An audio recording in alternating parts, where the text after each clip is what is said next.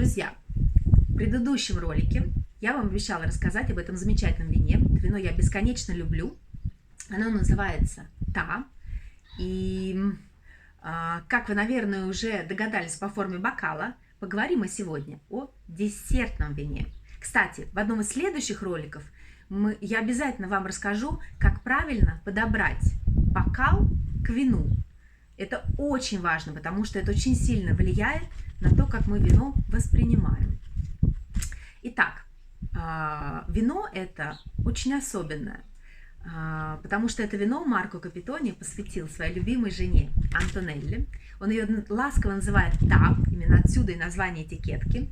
И, как мне кажется, это вино рассказывает историю любви и гармонии между мужчиной и женщиной. А как это вино сделано? 50% белого винограда и 50% красного винограда. Белый виноград Марко использует Мальвазию и Треббиано Тоскано. Атенсионе, помните, в первом моем ролике я вам рассказывала о разных видах Треббиано. Так вот, это Треббиано тосканский. И оставшиеся 50% это красный сорт Мерло. Что с ними происходит?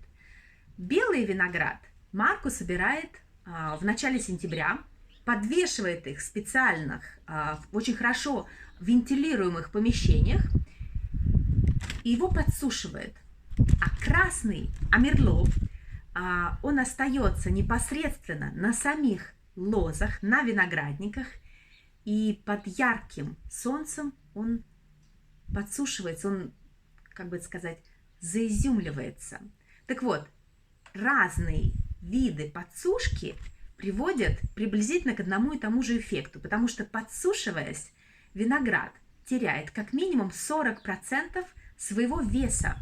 А, как вы знаете, виноград, все сорта винограда состоят от 70 до 80% именно из воды. Так вот, виноград теряет воду, свой вес и становится гораздо более концентрированным. Затем происходит брожение и выдержка на протяжении 14 месяцев в маленьких тосканских бочках, которые называются карателли. Это малюсенькие бочечки, приблизительно 25 литров. Он выдерживает это вино на протяжении 14 месяцев по старинной тосканской технике, которая называется винцанто. Мы обязательно о ней тоже еще в будущем поговорим. Посмотрите на это потрясающее вино. Я думаю, что не влюбиться в него невозможно. Посмотрите, какой у него изумительный цвет. Изюмный.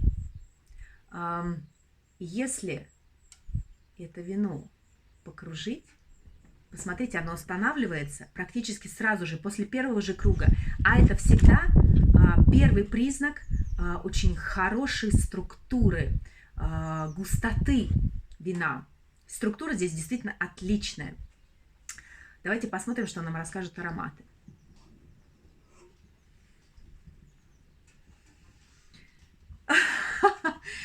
Здесь такой веер ароматов от каштанового меда, карамели, инжира, фиников, сухофруктов, до грецких орехов.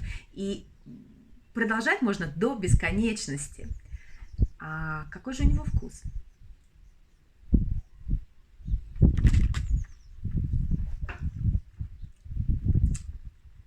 Вкус у него бесконечно сбалансированный. А это для десертного вина самое главное. Он не приторный. Здесь необыкновенный баланс между сахаром, который дает вот эту вот приятную сладость, и кислотностью. И это вино хочется продолжать пить, пить и пить. У него необыкновенная сбалансированность. Одним словом, un perfetto equilibrio. Еще очень действительно поражает в этом вине его интенсивность и продолжительность послевкусия. Послевкусие меда и сухофруктов. Обожаю такие вина. Это именно те вина, которые умеют рассказать свою историю. Половина белого винограда и красного, мне кажется, они символизируют мужское и женское начало, инь и янь. Бархатность этого вина передает ласку, любовь, заботу, продолжительное послевкусие, оно, мне кажется, символизирует крепкий и прочный семейный союз. Именно это и передает это вино своим вкусом и ароматом.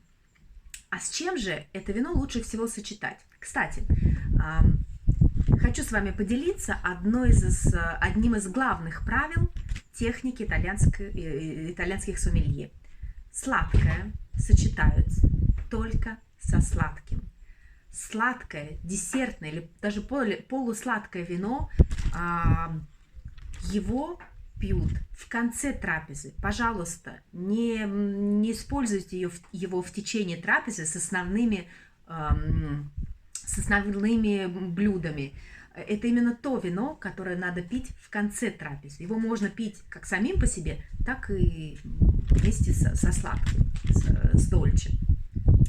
И что же в данном случае лучше всего подойдет? Вот хочу вам открыть маленький секрет. Антонелла, она потрясающе готовит. Она подарила мне много очень интересных рецептов. И один из них, это был пирог из песочного теста с рикоттой и цедрой лимона. Вот я сейчас о нем говорю, у меня начинают течь слюнки, потому что я помню этот потрясающий вкус, который просто тает во рту.